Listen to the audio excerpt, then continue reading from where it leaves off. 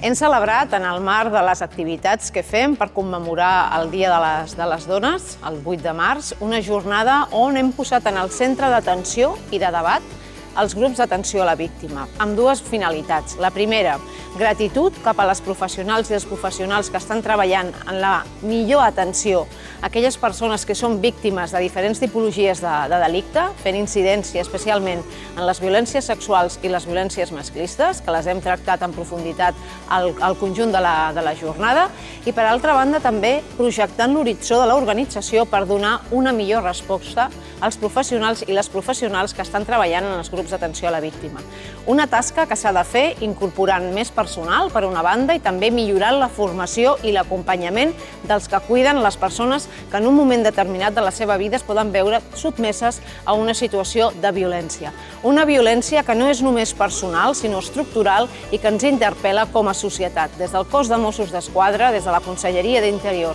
i el Govern de la Generalitat de Catalunya, tenim un compromís ferm per erradicar les violències de gènere, les violències masclistes, i també ho volem fer reforçant l'estructura dels grups d'atenció a la víctima del cos de Mossos d'Esquadra. Un reconeixement per la feina feta i sobretot un horitzó de futur que ens permeti cuidar millor els que cuiden i sobretot dimensionar la nostra organització per donar la millor resposta a les víctimes de violència de gènere.